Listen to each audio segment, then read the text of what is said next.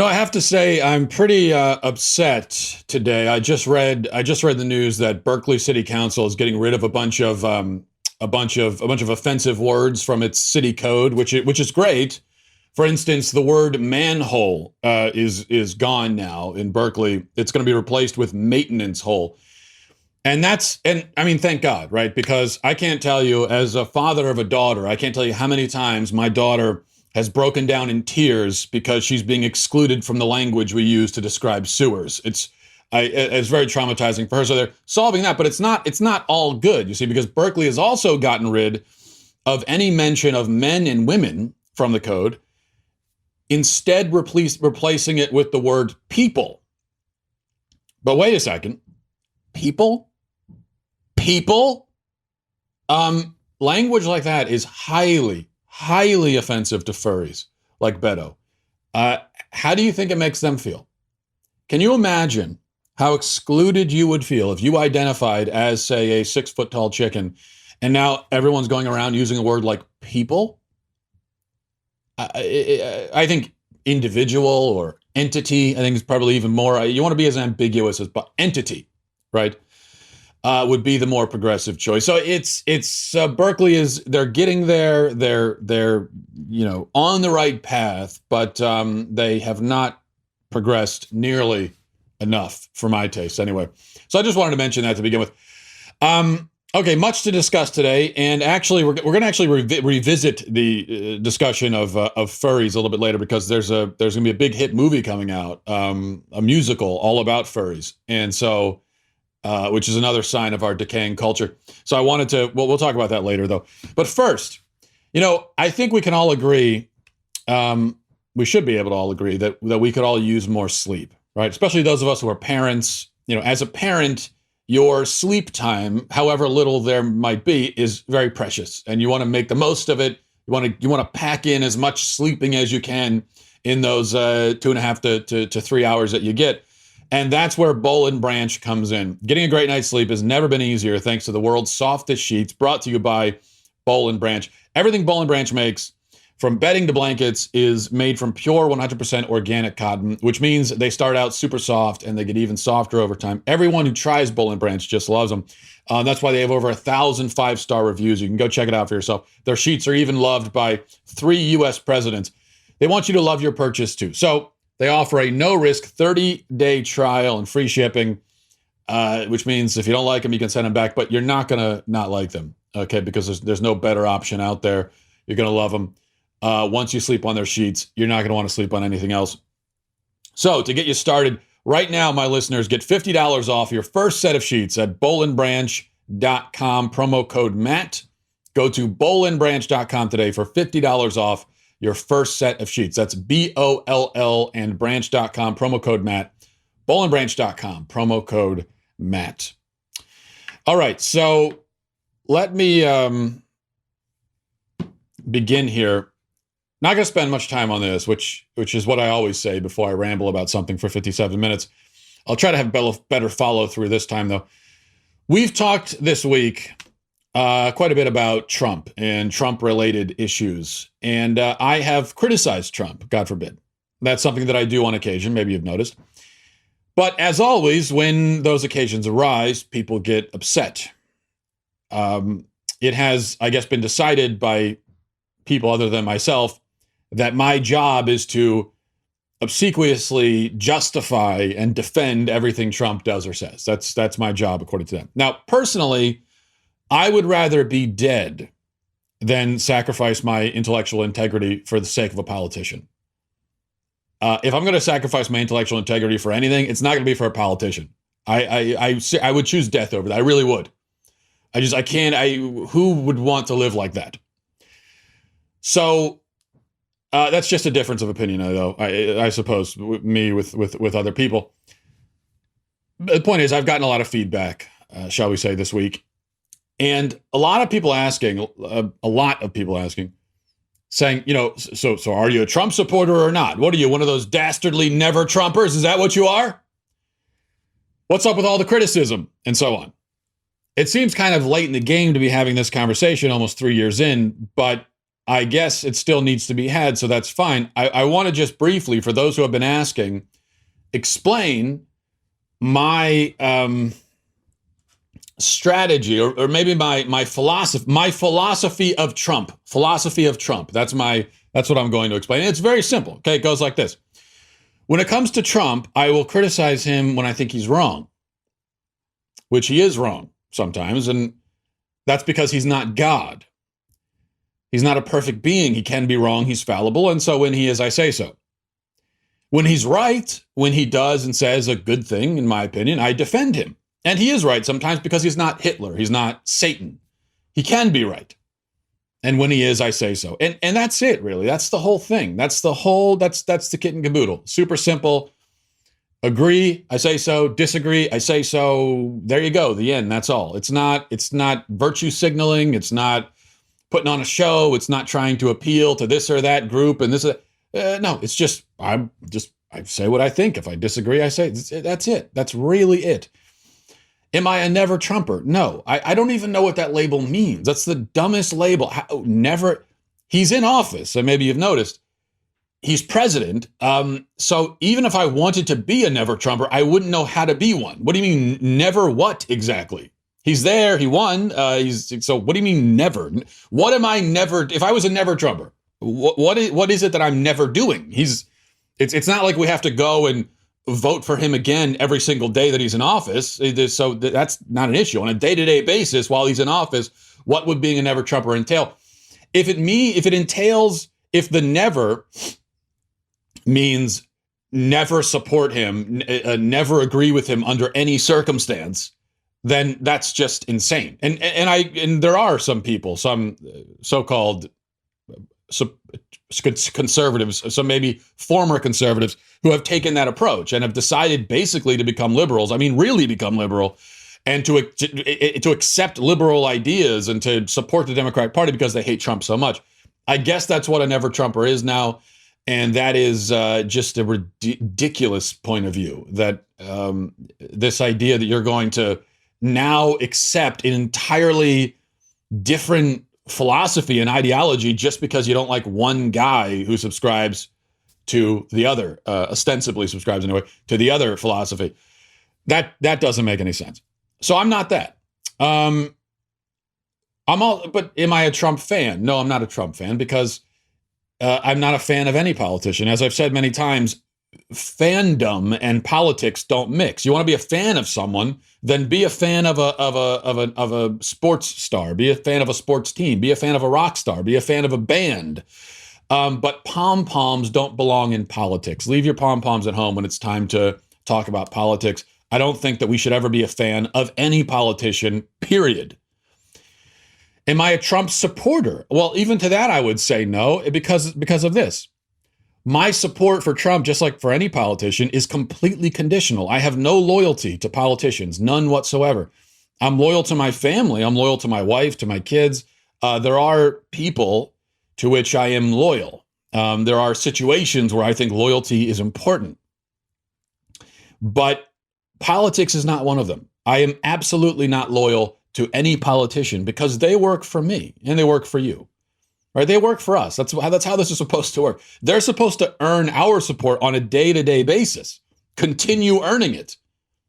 The bank account is basically always empty because they earn it but they could lose it the next day. So they're really not. It's politicians. They're not building up much. They're not accruing much wealth in that department. They have to keep earning it every single day. Because the thing is, we know about politicians is they can flip-flop. They can change. They can betray their promises. They can do all that. The politicians do it all the time. Which is why I think we should never stake out a position as, well, I'm a supporter of this person. I support them in this situation right now, given what they're doing, but that could change tomorrow, in which case I'm going to kick them to the curb. Because I have no emotional attachment. I have no affection. It is totally transactional. It's like you're doing what I want right now. I agree with you right now. I support you. But if you stray, you're done. That's my approach. That's my formula. That's how I approach, as I said, every politician, period. This is the way I look at it. I don't make exceptions for anybody. And I think that, look, we all have our own approaches. I, of course, am biased in favor of my own, but I do think that this is actually kind of the right way of going about it as an American. I think this is what our founders had in mind. They had in mind for us to be skeptical of anyone in power. Be skeptical of anyone in power for the simple fact that they're there because they wanted to be in power. If they have power in America, it means they wanted power. And so we should be skeptical of them. That's sort of the catch-22 of politics, is that, you could, I forget the quote from someone who, now I've totally forgotten it, so I'm going to completely mangle it. But, the people who are least suited for power are precisely the kinds of people who would pursue power. And that's the catch-22. So the very fact that someone would pursue it means that we should be skeptical, because we should be saying, well, hold on a second. What are you so desperate to be in charge for? What's going on here? And so we always maintain that skepticism at all times, I think. That's just the way I look at it. All right. Democrats in the House yesterday passed the Raise the Wage Act, which would hike the federal minimum wage to $15 an hour. It's not going to be taken up in the Senate, so it's not going to become law, but it could become law eventually if Dems take control. This is one of the many horrible things they plan to do, and I do think it's horrible. I know it seems on this, like so many Democratic policies, especially in the economic realm, it seems on the surface compassionate and like they're concerned about working Americans and so on. But when you stop to think about it for just 5 seconds, you realize how bad it really is. So a couple of thoughts here on the minimum wage, since it's being discussed. I do support a minimum wage, but the minimum wage that I support is zero.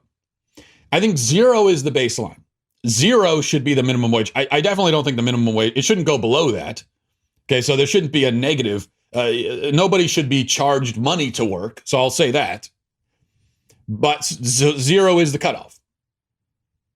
Zero is the baseline, should be the baseline wage for work, because that's the baseline amount of effort you can put in. It's possible for someone to do zero work, which means that they have earned $0. Do zero work at $0. I think that makes a lot of sense. But when you skip from zero and you go all the way up to, say, $8 an hour minimum wage, $10 an hour, $15 an hour, $20, $25, I mean, there's no limit to it. Once you do that, it doesn't really make any sense. Because what you're suggesting is it's basically impossible for someone to do less than that amount of work in an hour. You're saying that if the minimum wage is $15 an hour, you're saying that it's impossible that anyone in America could do work for an hour and the work they perform could be worth less than $15. You're saying that's impossible. All the work that's being done across the country in any given hour, all of it is worth at least $15 an hour. I don't think that's true. I'll give one example. We could all point out examples, but just one example. I went to McDonald's the other day, as I have the unfortunate habit of doing on occasion. And McDonald's now, most of the McDonald's I go in now have those automated things where you can order touchscreen things. But I usually avoid those because they're touchscreen. And so you can see the finger smudges on them. And I don't want to touch that thing. I mean, how often are those things washed? It looks like they're never washed. I don't want to put my hand on a thing of 100 other people have touched right before I'm about to eat. It's gross. When I can see their gross, greasy, disgusting hand marks on it. So then I went to the cashier, and so here's how that interaction went verbatim. And as I said, we've all had interactions like this. So I walk up, the cashier goes, "Can I help you?" Yes, I'll have the large number one, please. Thank you. That it? Yes. That's $6.57. Oh, actually, sorry. Can you change that to a medium?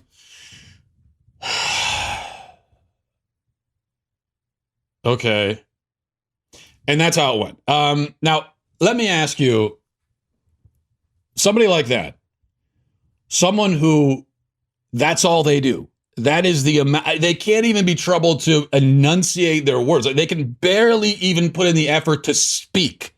They're barely sentient. You're almost watching them melt in front of you into this just lump of matter. They're barely even there. Because of just how utterly disinterested they are, and not only disinterested, but ticked off that you're there. You know, the kind of person where you go into one of these places and they're so unpleasant and so miserable that they make you regret coming in. You are less likely to come back because of people like that. They make you feel guilty for being there, where you start to question yourself. You start saying, "Oh, geez, maybe I shouldn't." You start feeling bad, like maybe I should have just gone and hunted for deer or something for my lunch. I don't want to. I feel like I'm putting this person out or something. But this is their job. This is what they do. They came in, they put on the visor, they put on the name tag. This is all they can do. This is what they're getting paid to do. You might as well put a little effort in. They don't want to put any effort in. So with someone like that, are they worth 50 automatically worth is doing that? Sighing, rolling your eyes, okay, is that automatically worth $15 an hour? Especially when there's a machine that can do exactly that without the attitude and speaking clearly. I mean, how could it possibly be worth 50? It's not. It's not worth $8 an hour. Somebody like that, I guess the company, the restaurant, the store has some need for them. That's why they're still there. So, what are they worth? 50 cents an hour at most, 25 cents? They're worth very close to zero. Maybe not zero, but very close to it. And so that they should be paid. That's what they should be paid. People should be paid according to the work they do.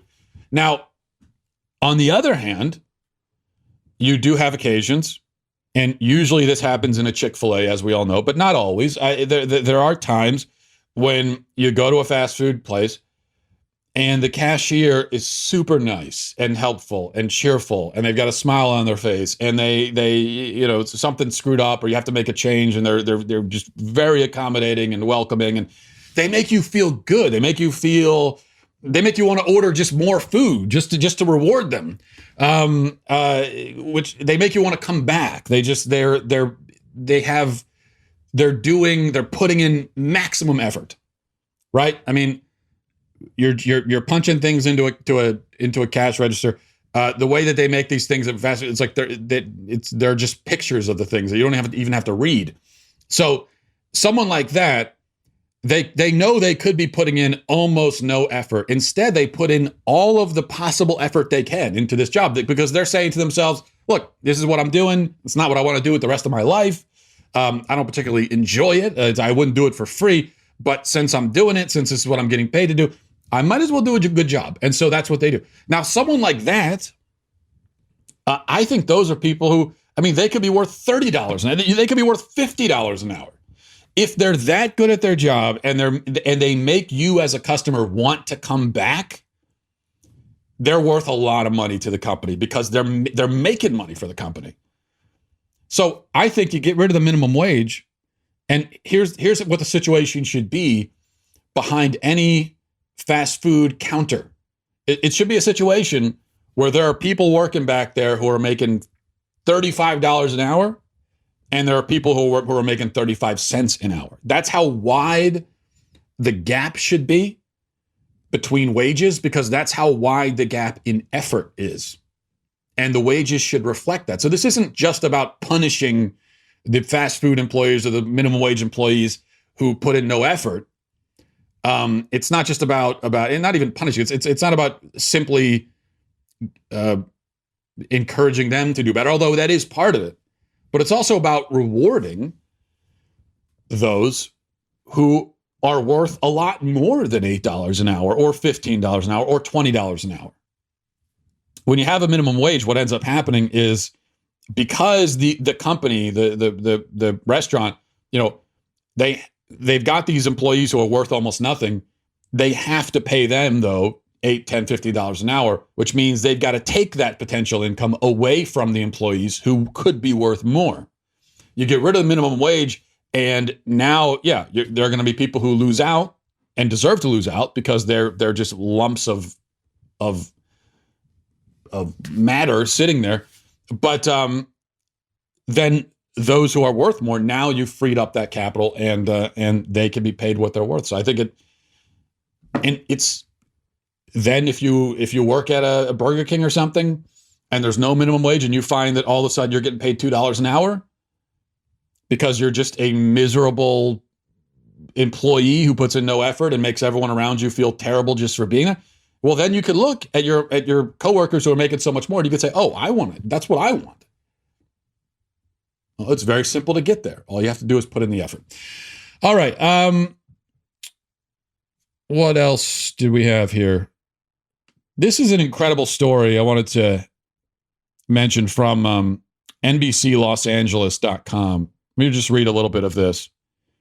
It says, small business owners in San Diego County are sounding an alarm over thousands of dollars in losses to shoplifters. The problem is that these shoplifters don't appear to be facing any consequences. A 7-Eleven franchise owner told NBC7 that every single day shoplifters come in and take what they want if they can keep it under a certain amount. The owner hopes the city will step in to do something. The reason why this is happening, under Prop 47, which passed in 2014, anything stolen below a $950 value keeps the crime at a misdemeanor, which means that and people aren't getting arrested for the misdemeanor. So under this Prop 47 in California, what that means is that if you steal under $950 worth of stuff, that's a misdemeanor, and you're just going to get a citation. Which means people are just strolling into 7-Elevens and other convenience stores in California and taking whatever they want. In fact, what brought this to my attention is that there's a video, which I can't play because there's so much vulgarity in it that I'd have to bleep it out. You wouldn't understand what was even being said. But somebody took a video, I think it's from a 7-Eleven, where this guy, this punk, strolls in and just takes something and leaves. And no one stops him because they can't. The most the police can do is just, oh, you shouldn't have done that, and issue a citation. That's it. This is crazy. And it shows again, you have these policies that are supposed to be compassionate and, we're trying to prevent, we don't want to lock people in jail for nonviolent crimes. But these supposedly compassionate policies, look what they're doing. Where is the compassion for the business owners who are now losing merchandise and are living in fear because they know that anyone can walk in and take their stuff at any time? It's outrageous. All right. Speaking of outrageous, I'm moving along here kind of quickly. Mostly because there are some great emails I wanted to get to on a Friday. One other thing. A bunch of new trailers came out yesterday for some reason. And one that a lot of people have been talking about is the trailer for the new Top Gun movie with Tom Cruise comes back and reprises his role. And now I have to admit, I have to confess that I have never seen Top Gun. I don't even know what Top Gun is about. I gather that he flies a plane. I don't know to what end. I mean, what's the central, does he fight aliens? Is it an alien thing? If so, I'll watch it. But I get the impression that there's no aliens, and it's not even, he's a fighter jet pilot. Is he fighting anybody? Does that even happen? From the little brief glimpses of Top Gun I've seen, I just don't understand the point of, I've never seen it. I have no interest. But that's coming out. There's also something else. The film version of the musical Cats is coming out. And this trailer was released. It honestly is, and I've got to give a parental warning here, because a warning for everybody, trigger warning. This looks like the most disturbing, terrifying film, unintentionally, but potentially the most disturbing and terrifying film that has ever been made. I thought that The Exorcist was the scariest movie of all time until I saw this trailer. Watch this.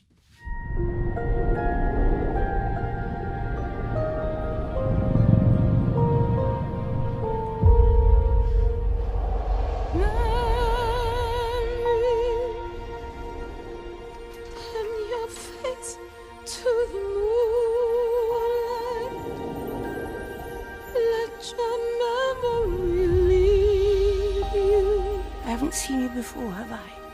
Open up and tell me if you find there the meaning of what happiness is. Then a new life will begin. Come, we're about to begin. Here we go!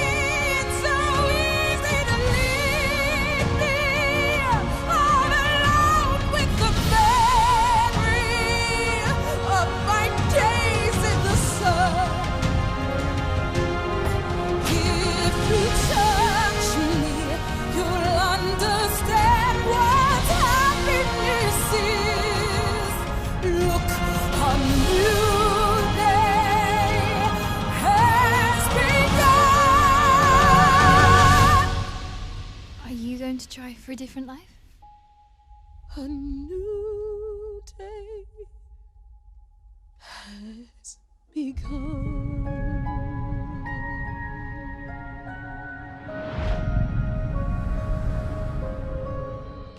See, that's horrific, isn't it? I mean, what is that? It does, first of all, look like Furries the musical. It looks like a musical. That's what it looks like. But also, what is this? Is it a joke? I mean, who would watch that? Completely terrifying. I mean, it disturbs me down to to my core. I can't even describe it. Who could like cats enough? I mean, cats the animals, to watch that.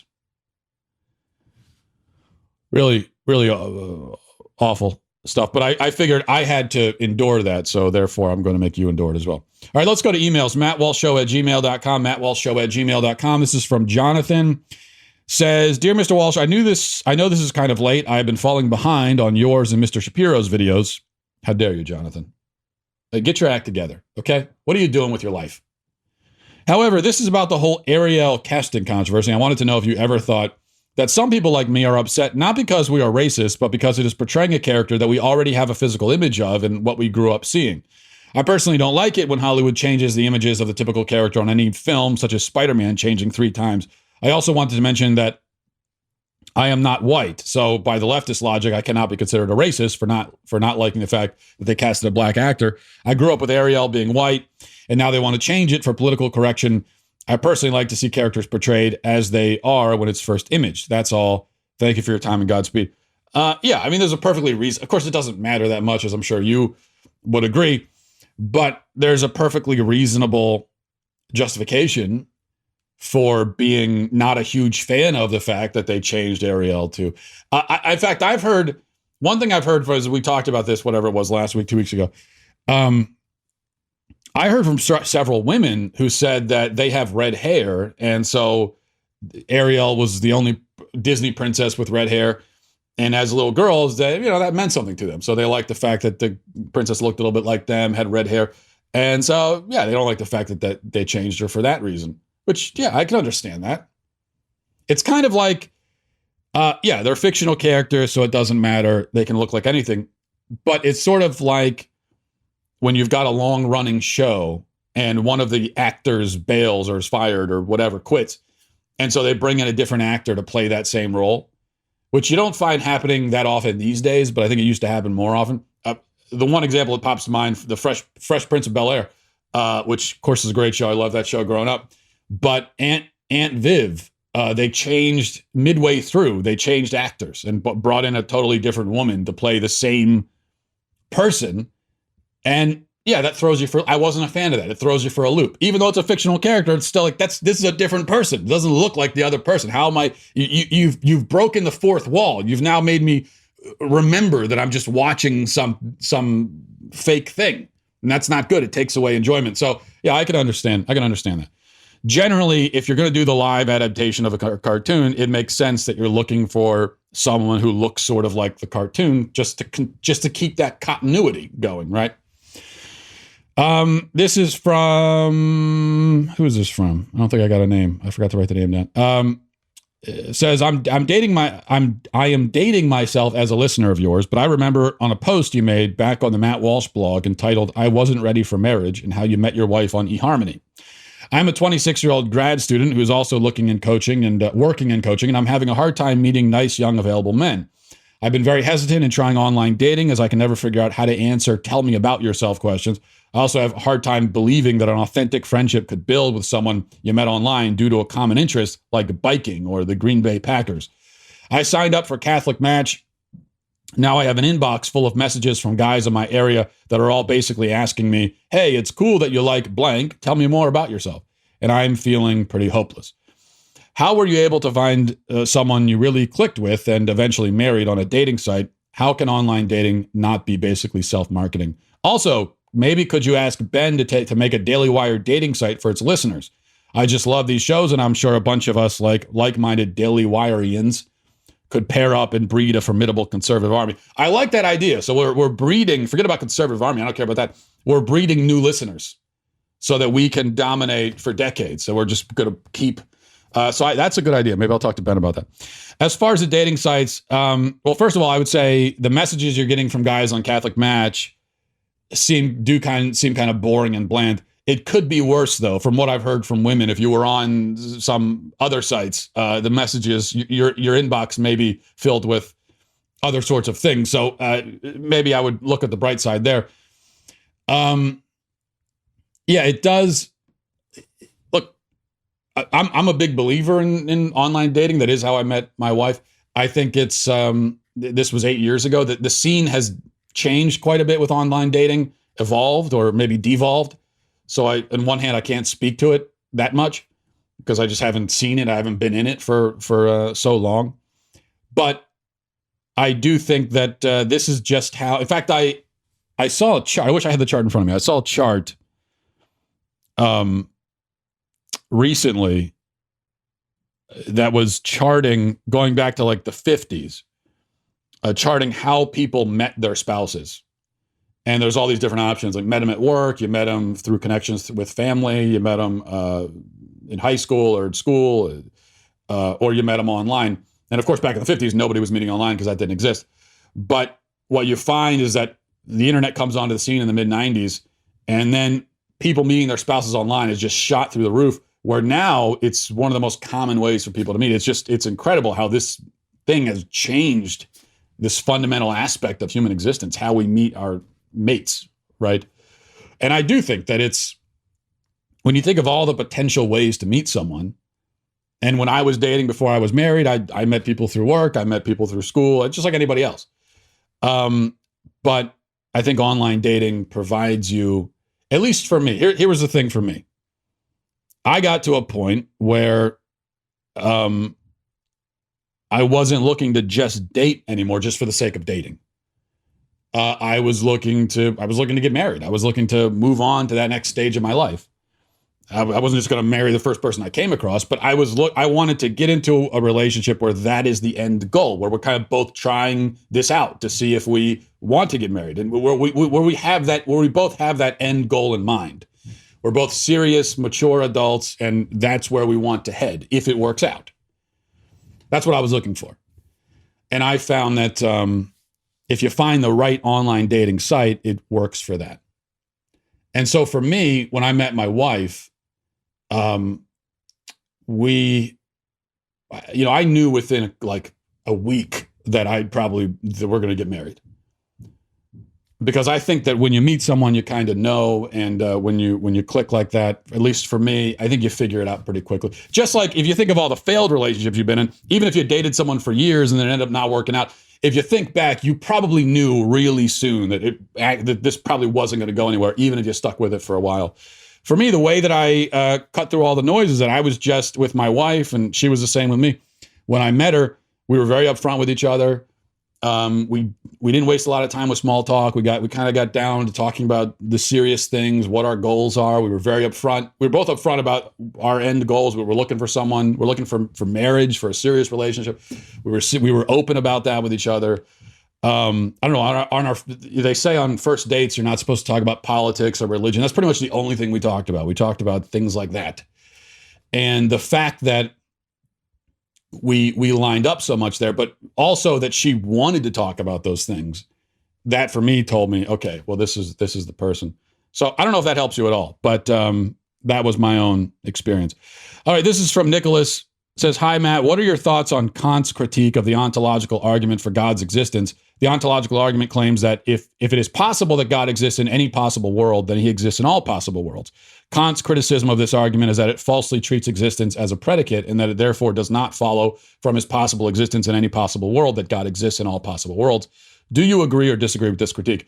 I think I've talked about the ontological argument before. I do.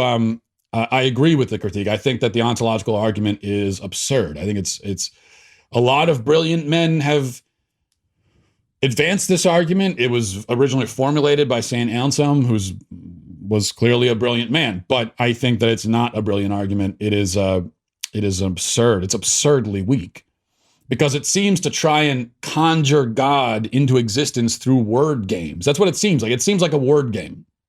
That's how it strikes me, where you say to someone, okay, imagine the greatest possible being. And they say, okay, I'm imagining it. And you say, well, that being must exist. Why is that? Because it's greater to exist than not exist. Yeah, but that doesn't make any sense. Well, you said you imagined the greatest possible being, didn't you?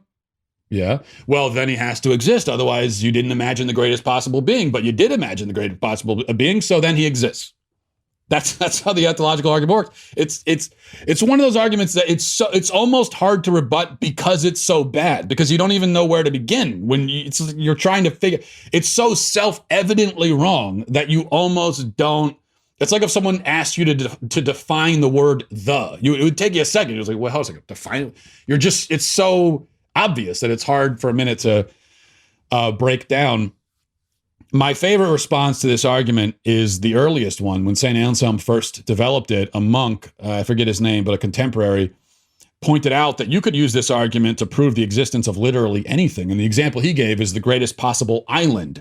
He said, well, you can imagine the greatest possible, you can imagine what would constitute the greatest possible island. And by this argument's logic, that would mean that island must logically exist because you imagined it, and that's just not how it works. I think maybe a more modern example would be, and one of the problems with that rebuttal is that, well, an island is not a being, it's not a person.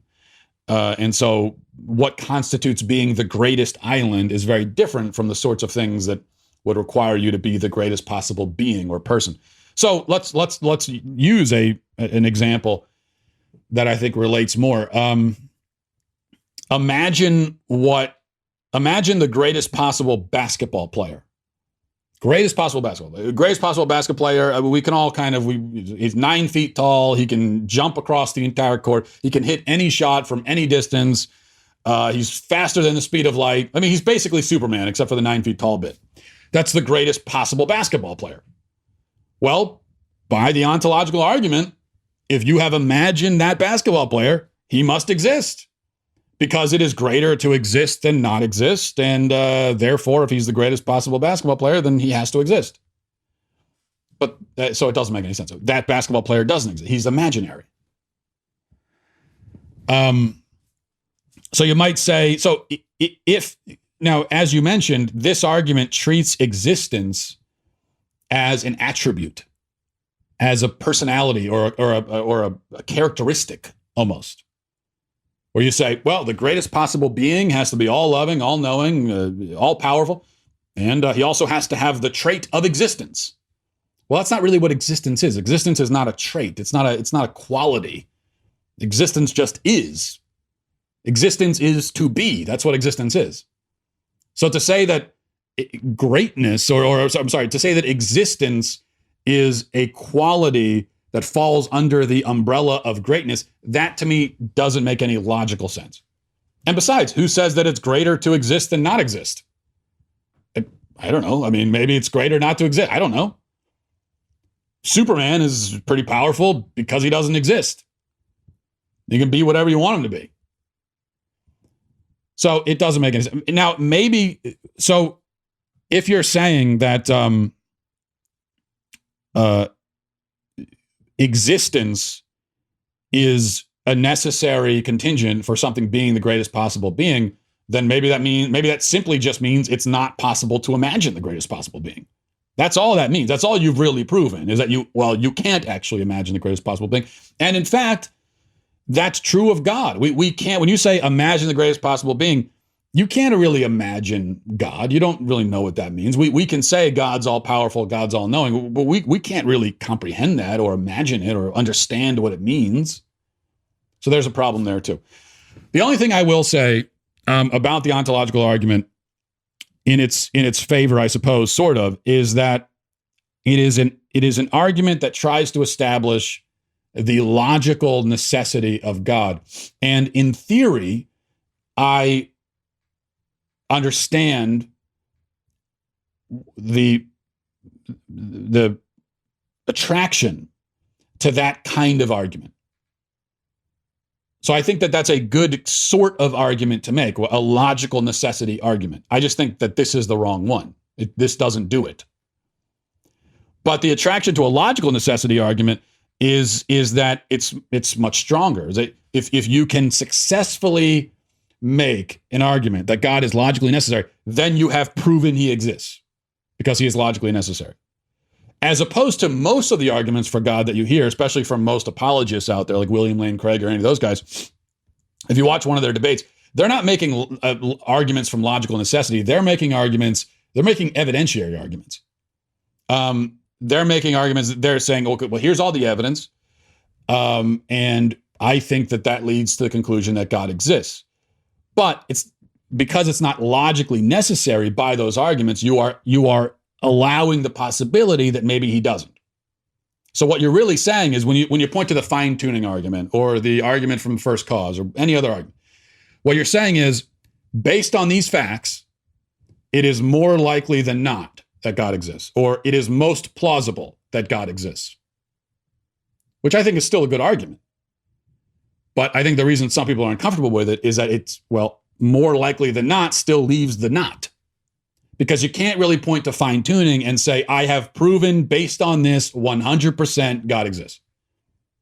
Because you haven't. Someone could come up with 1,000 different potential scenarios. They may not be plausible scenarios. They may not be true. They may not be likely, but you could come up with scenarios to explain the fine-tuning that don't involve God. And so I think with the logical necessity argument, you're trying to cut all that out and say, forget about that. Let me make this logical. So logical necessity is like, if I were to say that every square in the world has four sides, that is a statement of logical necessity. It's not evidentiary. It's just, by definition, every square must have four sides. Otherwise, it's not a square. And so I'm right. I have proven it. I've proven my point just by saying it. That's what the ontological argument is trying to do. I respect the effort. And I like the idea of making logical arguments for God's existence. I just don't, as I said, I don't think that does it. That's not it. That ain't it, Chief, as the kids would say. All right, we will leave it there. Have a great weekend, everybody. Godspeed. Today on The Ben Shapiro Show, President Trump disavows the send her back crowd chant, and the media prove their hypocrisy. That's today on The Ben Shapiro Show.